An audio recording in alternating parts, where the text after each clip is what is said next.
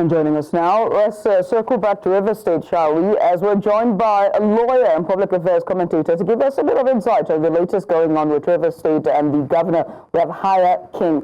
Haya, good to have you join us finally. Let's talk about just all that's going on with the lawmakers and the impeachment of the governor. What do you think is going to happen at the end? Do they have grounds for impeachment? Haya, can you hear me? I don't think so. I don't think they have enough ground, if you ask me, to initiate impeachment proceedings, because the impeachment proceedings against a governor or even a senator or even a House of Assembly is a very cumbersome process, and you must have every of the process, you must get it right. You cannot get some and leave some. What they have just established is a notice, and after that, there will be a second process, and all that, and before you'll be able to get to the real thing.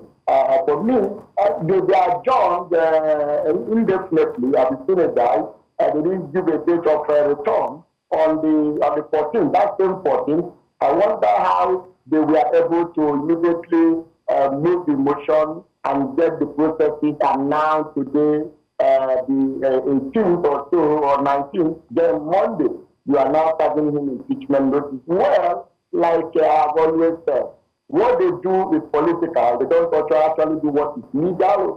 They will see the right thing, they will do it. Legal things, they will do it.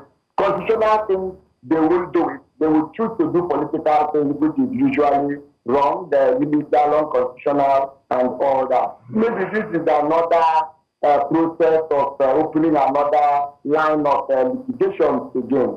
I was thinking that the both parties will shift their thought and come to a round table and move our River State forward. But from what I'm saying, both parties are stuck to their guns, especially the House of Assembly. They are held bent on removing him, not just finding a solution to the crisis. And I can tell you that he himself will not throw his hands and allow them to move him.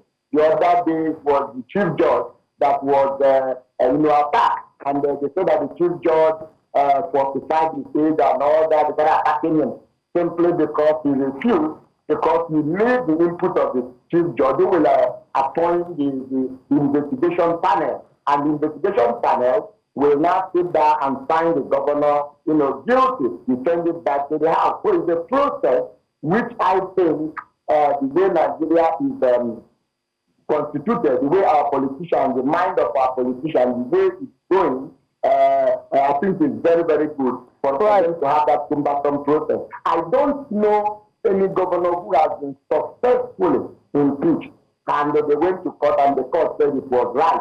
The only one they have attempted in the past, if you will follow history shows that most of those impeachments were forced, and at the end of the day, maybe the governor has been exhausted his time at the end of it. So none of them has been legally, nobody has been legally impeached in Nigeria. I may stand to be corrected, I don't know everything. Maybe I should know after, and somebody should call me and tell me if the governor was impeached and he went to court, up to Supreme Court, and Supreme Court said that impeachment was right. Mr. King.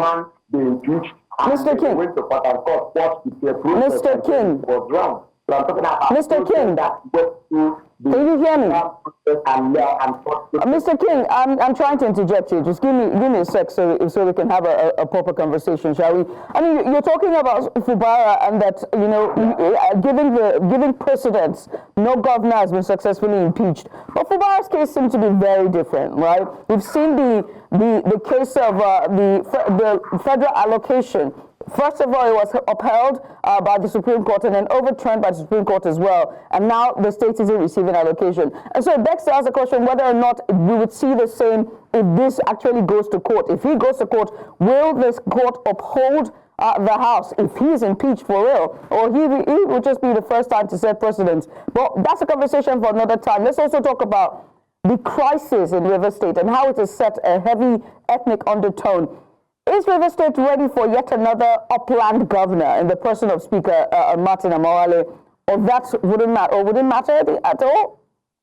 I didn't get you correctly. It's actually breaking, but I got a little of it, whether if they go to court, whether the court will be able to uphold it.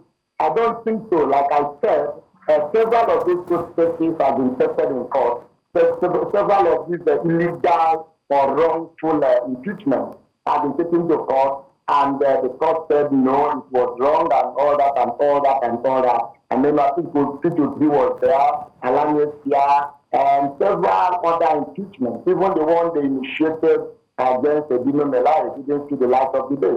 So impeachment process in Nigeria is actually cumbersome, especially against the executive. It's actually very, very cumbersome. But like I said, the politicians will not even want to take to that precedent. They don't want to even know that, look, at the end of the day, this process will be set aside. They don't care. All what they are interested in, what they want to achieve at that particular time, and they will go ahead and do it. Even the removal of nothing. At the end of the day, the court said it was wrong. The removal of Salami, the court said it was wrong. And yet, they can still do the same process again and again. That's the process. That's my problem with the politicians in Nigeria. In all these cases, we saw one thing for certain. It was the fact that we didn't see the predecessors of those governors interfere with the judicial system.